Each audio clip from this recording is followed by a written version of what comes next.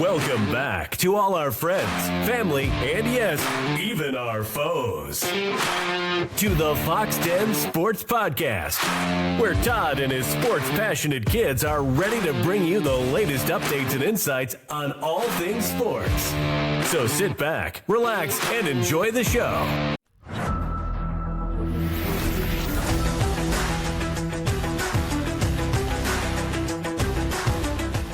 Welcome to the Foxx Den, where passions run wild, takes burn hotter, and the skulk rolls deep.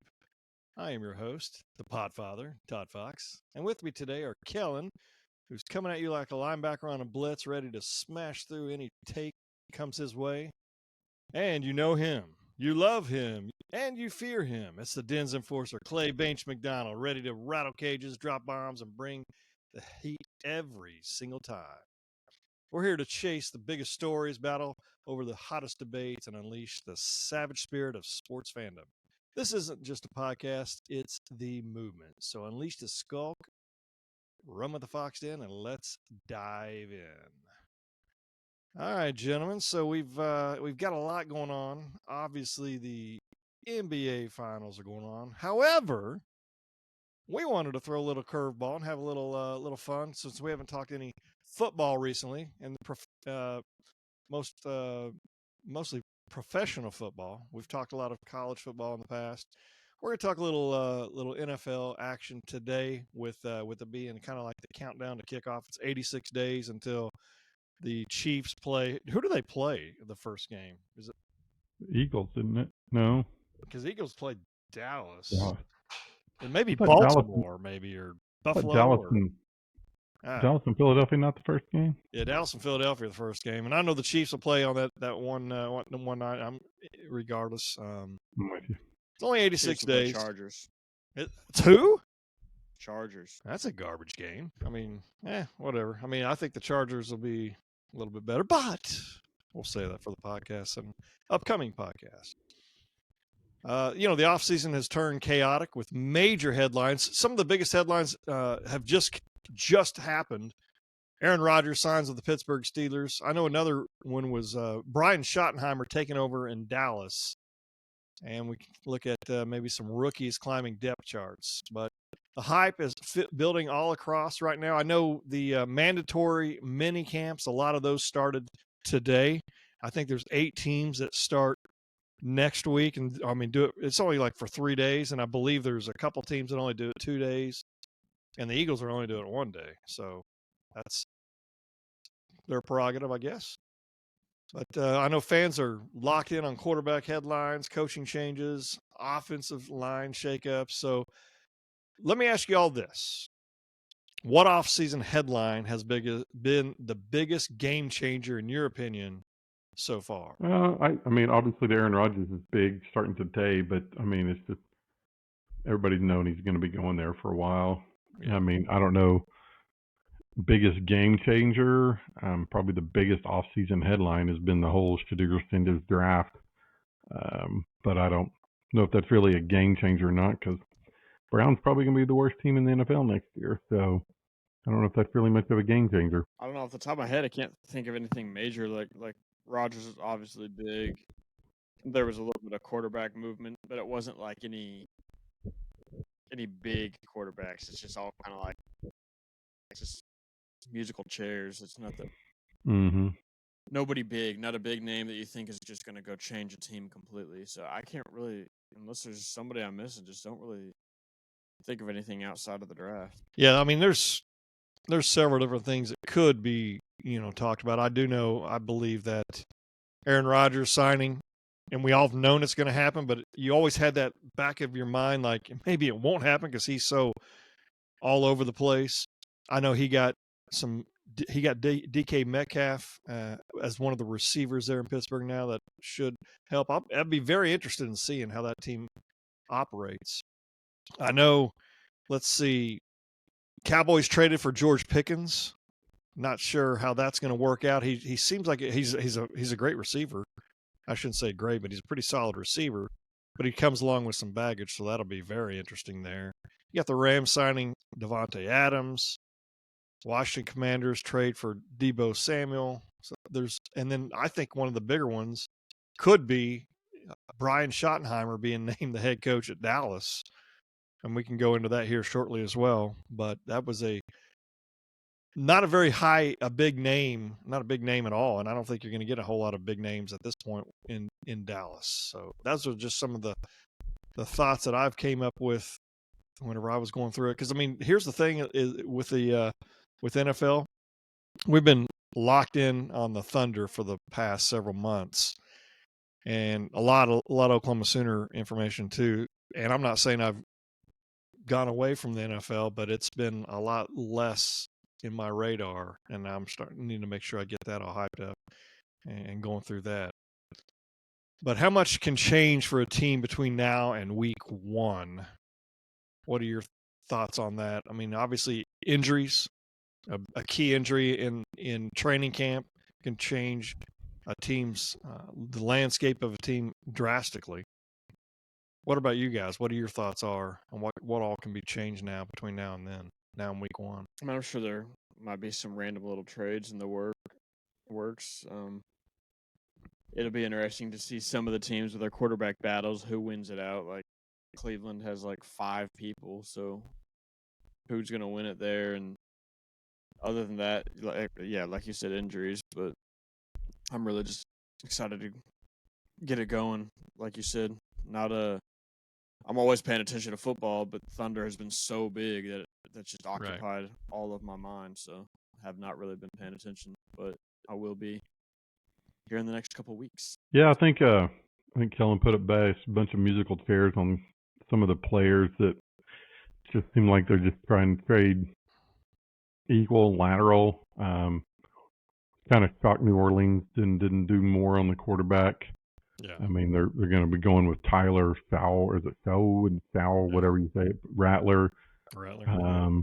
You know, I think the Raiders probably upgraded a little bit, going from Aiden O'Connell to Geno Smith, and then they got Ashton Genty coming in. So I think they're going to be a little better, but I don't know, a whole lot better. But then everybody else is just, like you said, just kind of, you know, I just don't see anything like I see, you know,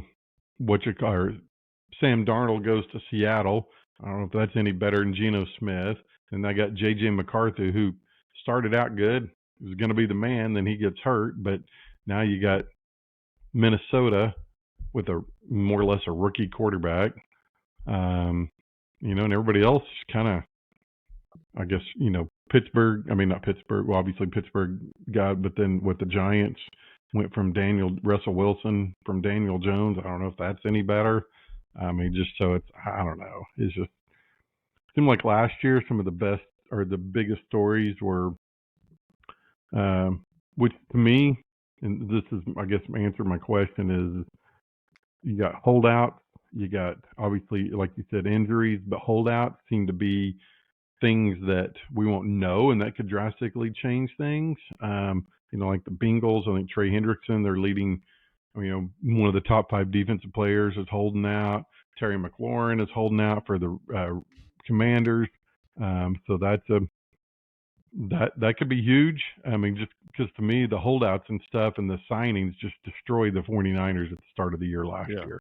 Definitely. When they just dumped all this money in Trent Williams, probably deserved, but then Debo, and then, who was the guy that wanted traded? Was it Brandon Ayuk or? Yeah, Ayuk, and just weird stuff like that, man. And that just destroys teams.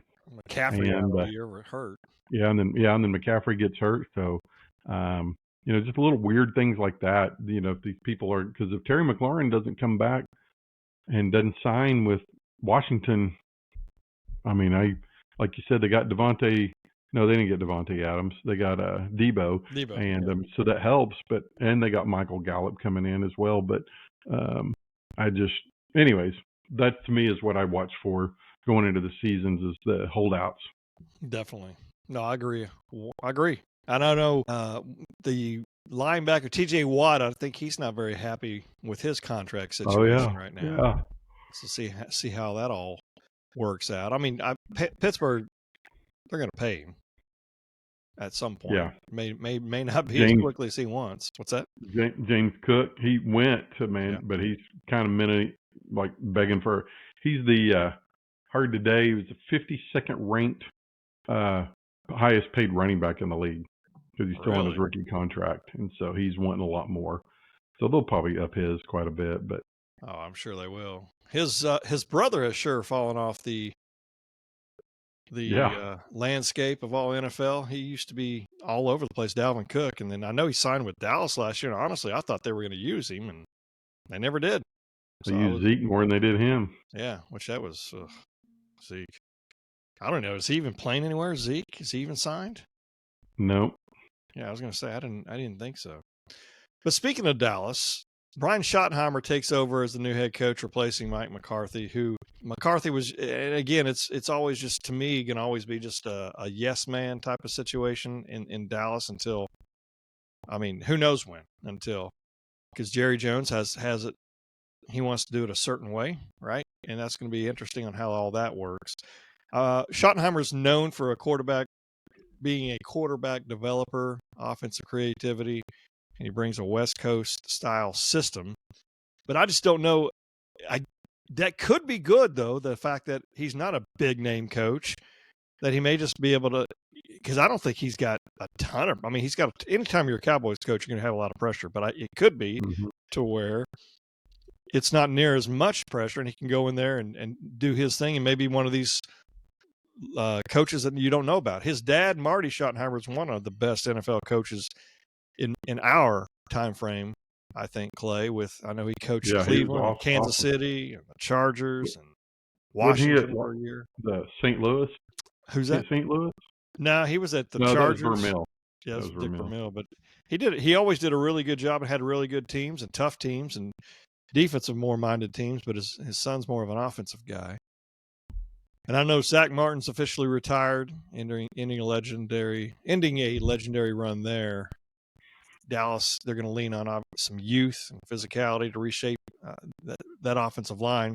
Here's the thing. They've got Tyler Guyton, Tyler Smith on left tackle and left guard, Cooper Beebe at the center, Tyler Booker at right guard, and Terrence Steele is the right tackle. And Dak enters the contract year with pressure to prove himself. Here's a few questions I have. First off, what should Cowboy fans, or what should any fans, expect from Brian Schottenheimer this year and his offense?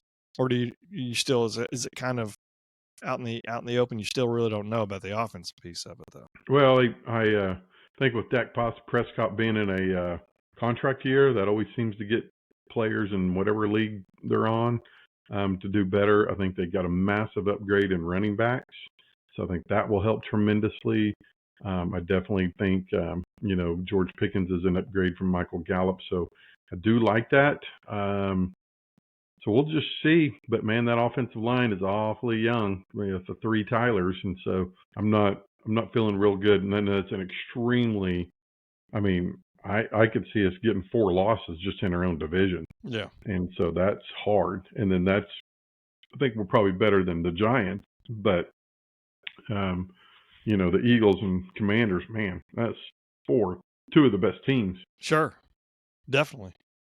Cal, I know you're more of a Colts fan, but you hear us talk enough about Dallas. Any thoughts on what your kind of expectations, since you're kind of more of on the outside anyway, on what you would expect? I am on the outside, but just with how much you guys pay Dak and how, he's just been around for so long, and CeeDee Lamb is one of the top receivers. I'm just expecting playoffs, even if it's wild card, because I know obviously you have one of the tougher divisions now.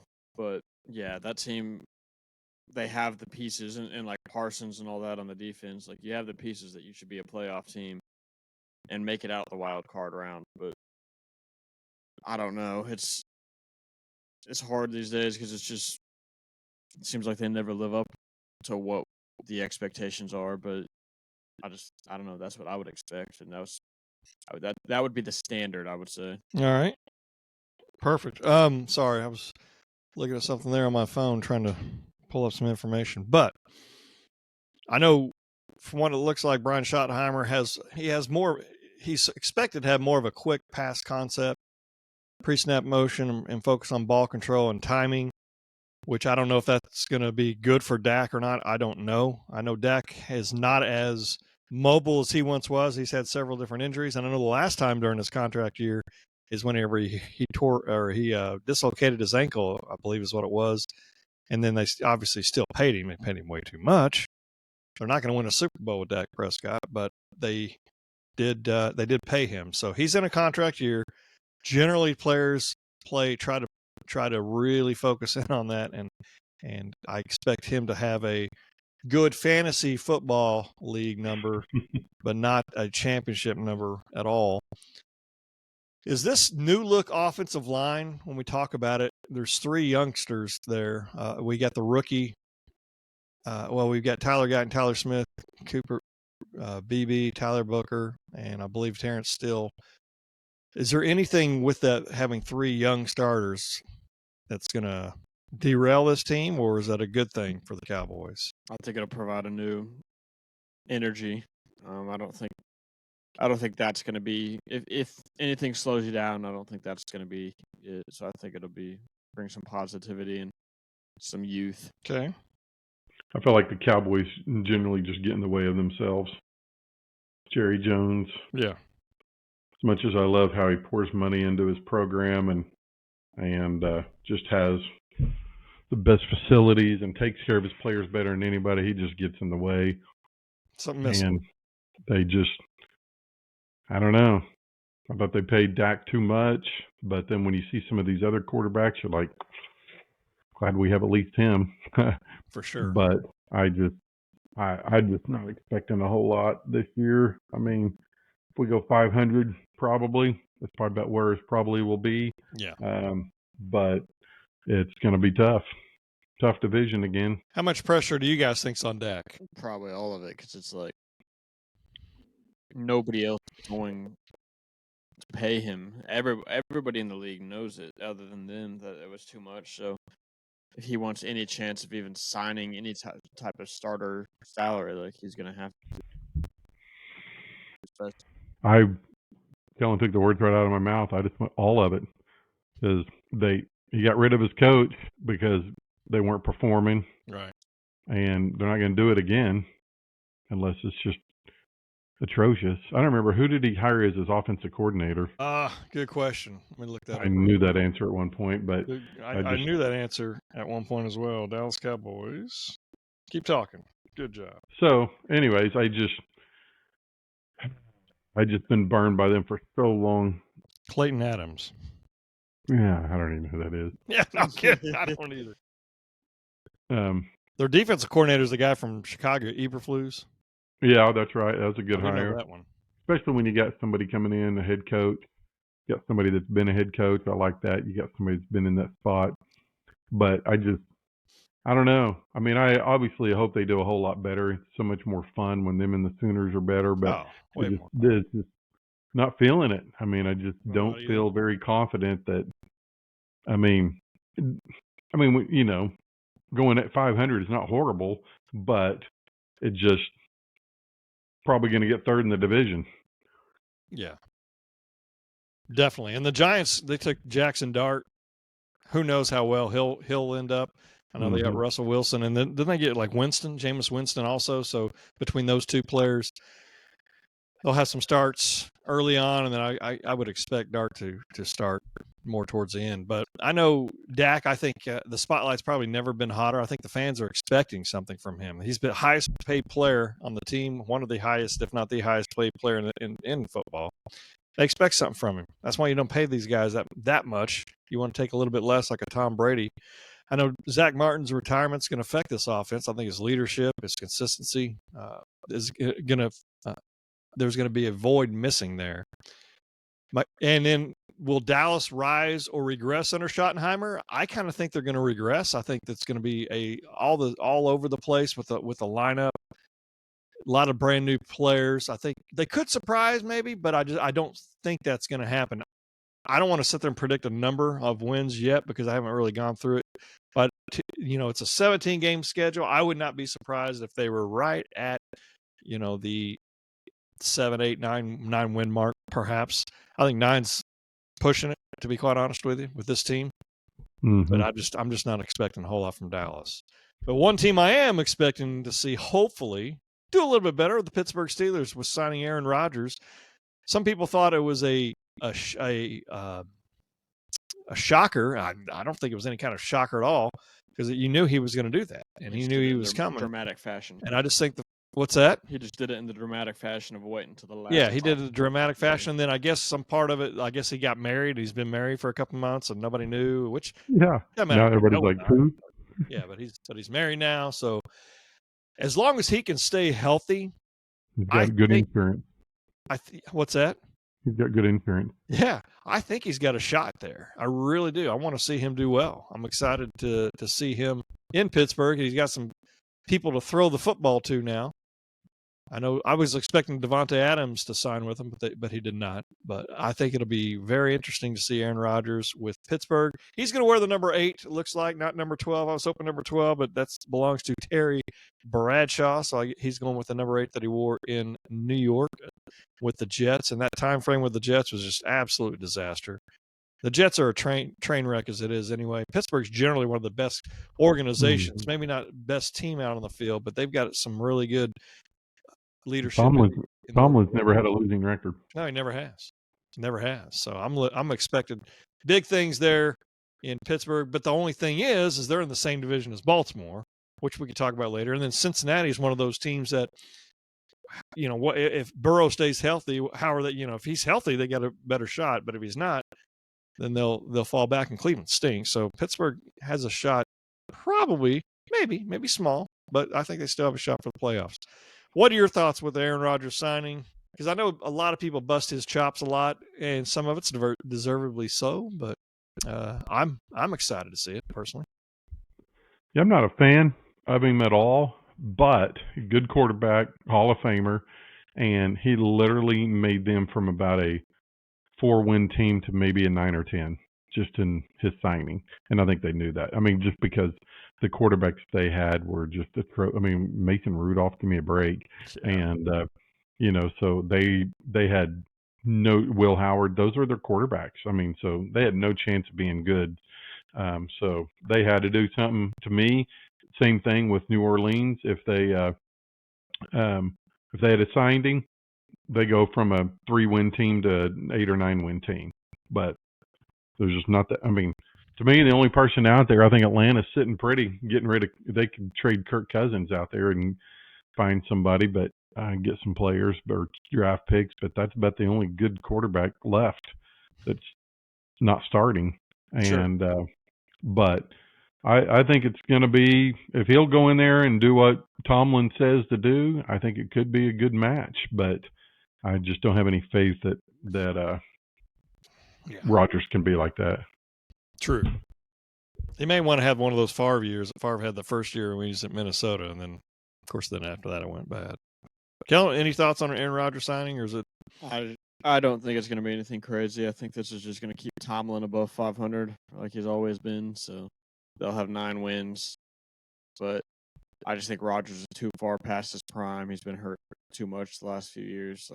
Obviously, like Clay said, Hall of Fame quarterback, but the dude's old. I think it's done. Exactly. I know the Colts have a quarterback competition going on with Daniel Jones and who's the kid from, what's the other kid's name? Richardson. Who am I thinking of? Anthony Richardson. Richardson. He's hurt right now, so we'll see. Yeah. Any thoughts on how that's going to go, Kellen? Because I know you're a big Colts fan. I mean, I don't expect much anymore. I'd like to see one full year out of Richardson because really what we thought was he's going to be one of those guys that doesn't get hurt, and let's just see if we can develop him. And it's been hurt the whole time because he's just such a huge dude. You expect he's going to take hits, but I don't know. I'd like to see one full year just to see, and if it doesn't go well, just draft somebody next year. Yeah, I thought he was going to be a Kyler Murray, Jaden Daniels type guy. Nope. I thought he was going to be more like Hurts, just bigger dude. Same, like Steichen came from building Hurts up to head coach here, so I thought he could end up like that potentially, but no, not yet at least. Yeah, they got Jonathan Taylor, so they're still going to be good in that regard, but I don't have a whole lot of and I just don't have a whole lot of receivers are extremely average, but so we'll see. Which team right now is nobody really talking about, which of course we haven't been talking about it either, but which team is nobody talking about right now that could sneak into the playoffs this season? I mean, I don't know exactly. I think I could see the Jets turning everything around quickly with Fields out there throwing to Garrett Wilson. I think that could be something. But other than that, I feel like it could be a lot of the same teams or the same teams that are expected that miss it, like Sure. people like the Bengals and stuff. Like they should be in it every year. But I don't know if it's the sneak in because did the Chargers make it last year? I think they might have made it, but still, that would be I think one. they're going to be pretty good. I mean, when they add Najee Harris to their deal, Yeah. the receivers turned out. Lad McConkey turned out pretty good.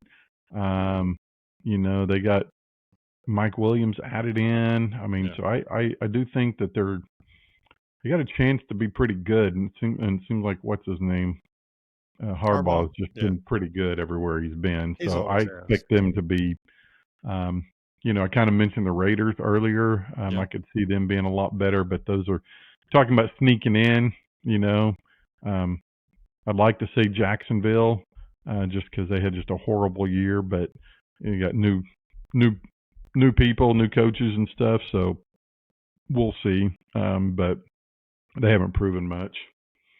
No, I know. Speaking of the Raiders, you were saying Pete Carroll. That was a shocker, coming back.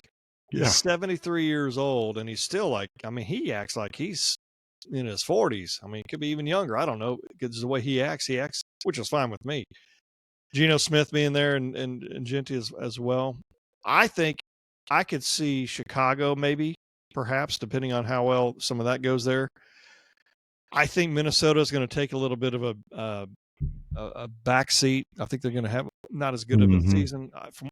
I'm already hearing that the JJ McCarthy is having a not looking that great right now, which that's kind of the same thing we were hearing about Jackson Arnold last year around this time frame. But I don't know, it's pro and that's college, but I do think that Chicago has an opportunity maybe to slide up. I think Detroit is still going to be a good team. I'm interested in seeing how they do with losing both their coordinators. Mm-hmm. That's going to be very interesting to see if they're not going to be as good. Yeah, do they miss a beat, or is that going to be a couple of games that loss right there? But I think right now, just looking into it, would be maybe Chicago. And I like what you just said about the Chargers, regardless of if they made it last year or not. I don't know. I do think that they have a shot to being another good team. And then looking through my list, I'm looking through all my teams over here, man. I don't know, to be quite honest with you, who's going to have. I don't know, because like last year, Washington jumped out there, and they were good. And he's fun to watch too. Right now, I like him. If Dallas gets good again, if it ever happens, then I won't like him as Jade. What is his name? Dadgummit. I'm talking Hurt. Jane Daniels. I won't like him as much whenever Dallas does get good again. But we'll see. I don't know. Any other storylines that you're looking forward to for NFL? I know fantasy football will be coming up very soon. That's why everybody's got to start paying attention to the all these player movements and where they're at and who they're playing for and all that stuff that's going to be happening, because I know it's just been a lot going on in the off season, and a lot of it seems like it's pretty quiet. But the next thing you know, I know sometime mid-July, I believe, is when the training camp actually starts, which is less than almost about 4 or 5 weeks away. So it'll be coming. It's going to be coming very soon. What's that? I said no. Yeah, you're exactly right. That's crazy to call it 4 or 5 weeks away. Yeah. Isn't it? The best time of the year is when football season starts. Just to throw in a little local flair, still furious Baker Mayfield didn't make the Pro Bowl last year with that career year he had, but everybody was all in the Jaden Daniels train, so he should have made it over Jaden Daniels. But I'm not saying Jaden didn't have a good year, but Baker's was year. So if he can keep that up, man, that's incredible, and I think he will, because he's going to have Godwin back, and because after that disgusting injury that guy took last year, they drafted another receiver, or actually two, guy from Oregon, and then the guy from Ohio State, didn't they? The Ibuka, and then Tez Johnson, and they still got Sterling Shepard. So I think the Buccaneers are going to be pretty solid, but it's time for Kyler Murray. It's time for him to make a change here. The Cardinals spent a lot of draft picks on defense this year, ready to get that defense better to match up with his offense. And so, Marvin Harrison and him, Jr. for him in the second year. I think I'd like to really, really see the Cardinals take over that division, which they can, but they just hadn't done it yet. And so I just don't think the 49ers near what they were just a couple of years ago. Losing Debo is huge. Brock is now making real money, so he don't care. McCaffrey, who knows if he's going to ever make it, but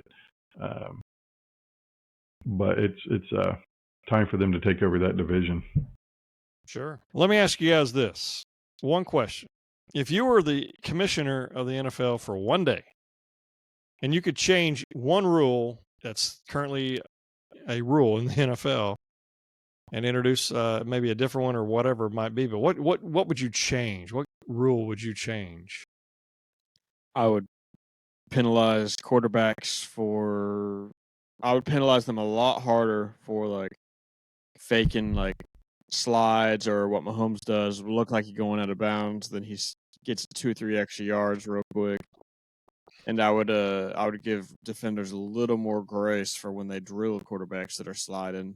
Obviously, don't be going for the head, but if you're going that fast, it's really hard to change directions. Plus, you don't want those guys hurting themselves by trying to switch and stop. And I would change the whole quarterback protection system just to make it a little bit better and penalize the quarterbacks. If you're going to go down, just go down. I thought the kickoff rules was just ridiculous. I couldn't stand watching that. That was dumb to add in. I wish they'd go back to the way it was and just play football. But the rule that I'd most want to change is I still don't. It's just weird when let's just go middle school, high school, college, NFL, or middle school, high school, college, NBA, whatever. When 3 of the 4 have a rule one way, and everybody else has in one of the groups, for example, men's college basketball is the only one that does halves. Yeah. And everybody else does quarters. Yeah. Stupid. I agree. So it's kind of like, why does the NFL, why can't they just start the overtime period, flip a coin, whoever wins gets the ball at the 50, you do whatever you do, and then flip and then start, and then the other team gets a chance, and then it's over. Unless it's tied and you just keep going. You can start moving it into the 40, move it into the 30, but crap, you got to start at the 50 anymore because those guys can make 60-yard kicks. But, True. But anyways, I hate it. They made a little adjustments, which was a little better, but I wish they'd just start overtime at the 50-yard line. That's a good one. I would eliminate Thursday night football. I love football. I love watching football, but sometimes it's just too much. And those games usually have been in the past some kind of garbage games. And I know they're always going to try to get at least every team to have one prime time type of game every year. And if you look at it somewhere along the lines, every team has one. And that's which some of the games are just terrible. But at the same point, and not so much, it is for player safety, because I think it's ridiculous to play a game on a Sunday and then come back and play Thursday. Now, if you were to give somebody the bye week before that Sunday, and then they played then they didn't play till Thursday, then they had the next week obviously off because they're not going to play Sunday, and they have a whole next week off maybe. I don't know. I don't even know if that would work. I would love to see 2 what do you call those? Bye weeks? 2 bye weeks. Yeah, I'd love to see 2 bye weeks. But I think that'll come if there's ever an 18-game schedule. But right now, I don't think that's going to happen. But yeah, I would definitely eliminate Thursday night football. I love football. Love it a lot, but it's sometimes just not very good football watching those Thursday night games. Any thoughts on that one? I agree. There used to be something special about Thanksgiving football. That was the only time you got Thursday. So now you have it every week. just kind of changes. Like, unless one of your teams is the Thanksgiving team, it's just a normal Thursday for you in the football world.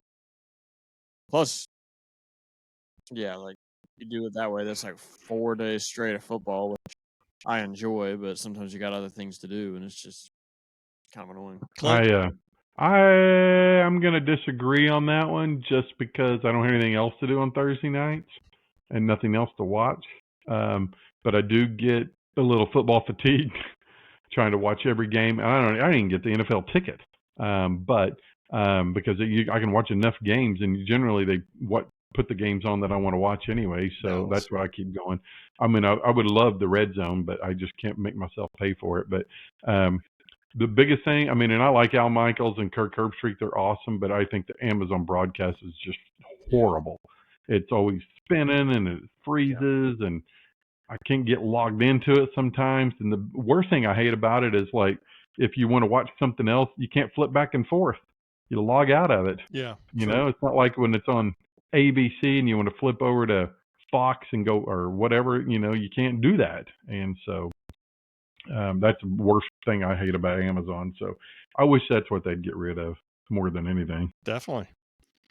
I know, to all of our subscribers, listeners out there, we're going to have more football talk here coming up soon. I know the Thunder will do the majority of our conversation for the next several weeks, finding out how that all ends up, and then it'll be more into Oklahoma Sooners. We'll look at some NFL, so we'll get a little bit more in tune with what we're going to talk about. But we need you to send us some questions, anything you would like to hear us talk about, any topics, whatever. Email it to us. Put it on YouTube, our YouTube channel. Subscribe to it, wherever you might do it. Because that's a wrap for today's episode. I want to thank all of our listeners for hanging out with us to make the Foxx Den part of your day. If you enjoyed our conversation, or even if for some reason you didn't, make sure you subscribe to our YouTube channel and drop a comment in there. We want to hear your thoughts, whether you agree or disagree. We love it. And we love the banter going back and forth. Can't wait till college football starts.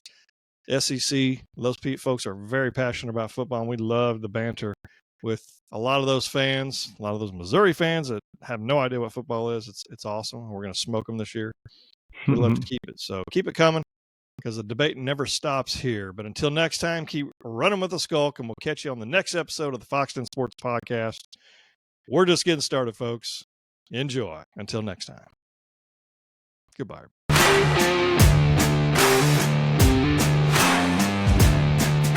Thank you for listening to the Foxx Den Sports Podcast. Be sure to subscribe for free to our YouTube channel, Foxx Den Sports. And also follow us on Instagram and Twitter at Foxx Den Sports, and on Facebook at Foxx Den Sports Podcast. You can also email us at foxdensports@yahoo.com. This has been Foxx Den Sports.